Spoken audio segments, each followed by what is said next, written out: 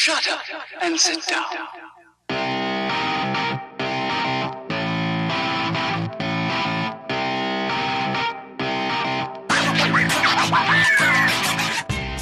I'm going to start with my favorite region on the East Coast, and that's the Adirondack Mountains. This first hike to Indian Head and Fishhawk Cliffs is about an 11-mile round trip if you do the full loop up Gilbrook Trail and back down on the East River Trail. I highly recommend doing it this way, as there are beautiful cascades and waterfalls on both sides of that.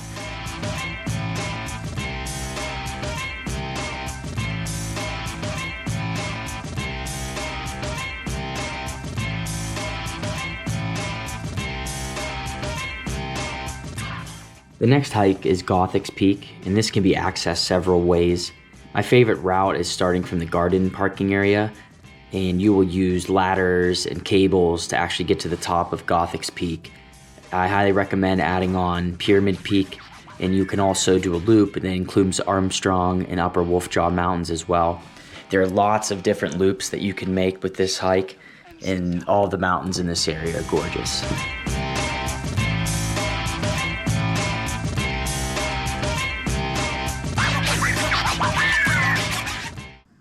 All right, the Adirondacks could have its own top 10, but the last one on my list for today is the New Russia Traverse that includes Giant Mountain and Rocky Peak Ridge. You would need 2 cars or shuttle for this one if you're doing the full traverse point to point. This is one of the most beautiful fall hikes that you can do in the region. Your views the entire way are just unbelievable. There's a lot of elevation gain and loss in this hike, so it's definitely a harder one. You're clocking in around 12 miles by the end of it.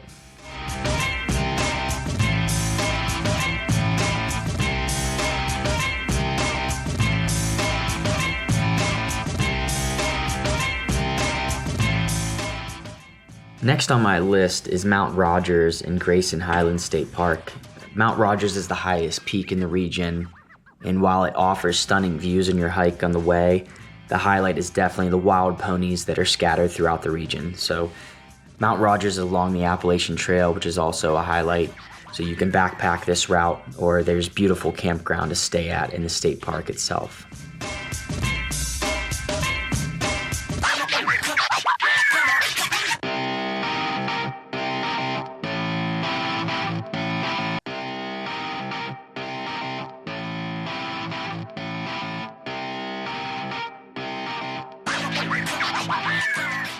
Next, we move to Pennsylvania to Ricketts Glen State Park. This is called the Falls Trail. If you do the entire loop, it's about 6 miles round trip. Beautiful waterfalls. I think you're about 26 waterfalls along the hike. You can do this any time of year, but I recommend going in the winter. The trail is technically closed unless you have the proper gear, which includes crampons, an ice axe, and rope. This is the time to do it. You'll have much more solitude, and the ice that's all around is just absolutely spectacular. It's a winter wonderland. So I would recommend doing it in the winter if you have the gear.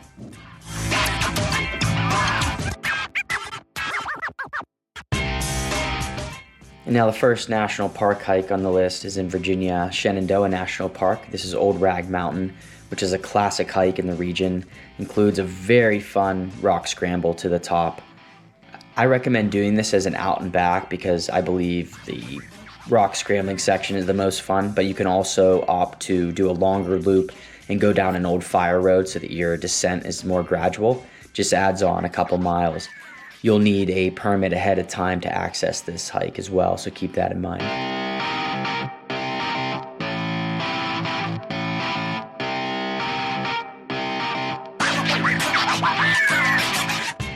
Our next hike is in New Hampshire in the White Mountains. This is Mount Lafayette and Franconia Ridge.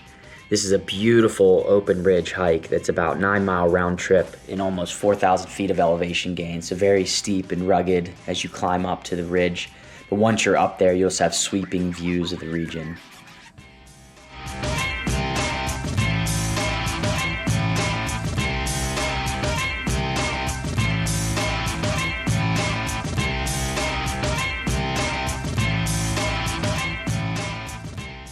My next 2 hikes are located in Acadia National Park in Maine, and both of these require the use of iron rungs to climb, very steep, very exposed.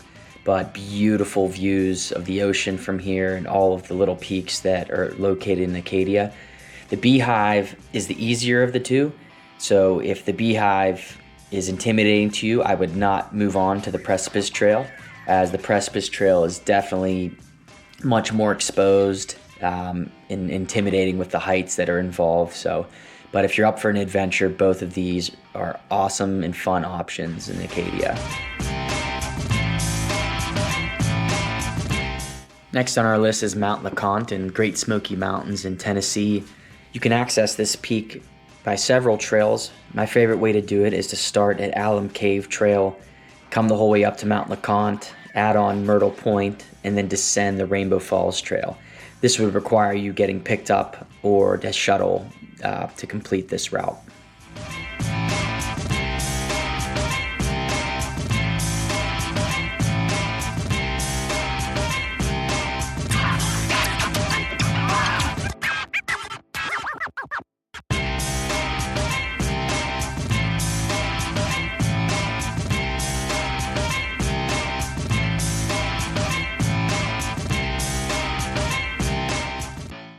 Next in the Smoky Mountains, we have Charlie's Bunyan. My favorite way to do this is as a sunrise hike. So start in the dark by headlamp, get yourself to Charlie's Bunyan as the sun is rising, and you will just have amazing views and a lot of solitude compared to doing this later in the day. On your way back, make sure to add on what's called the jump off as well.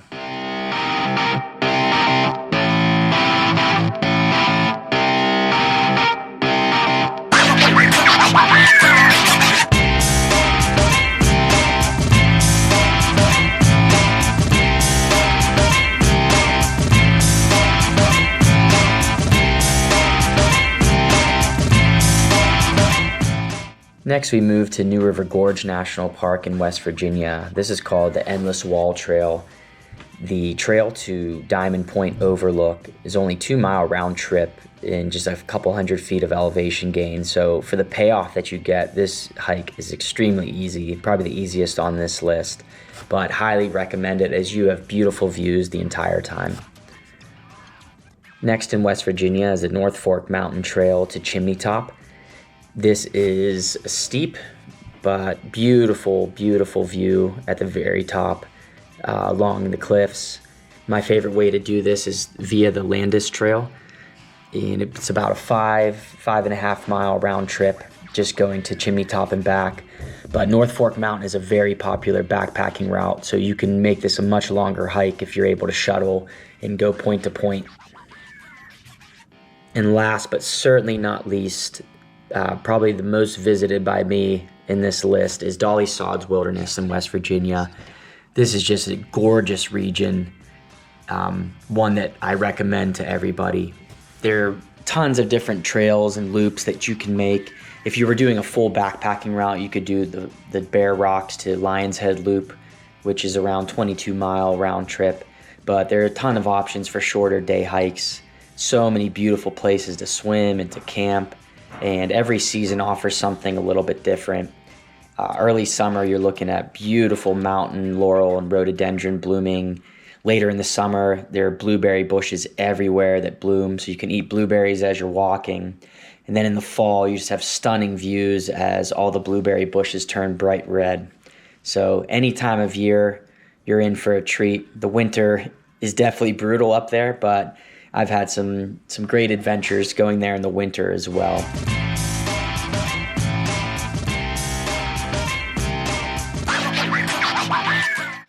I hope you enjoyed this list. There are many hikes left on the East Coast that I still need to do that are on my bucket list, and I'm sure I will add to this list as I go.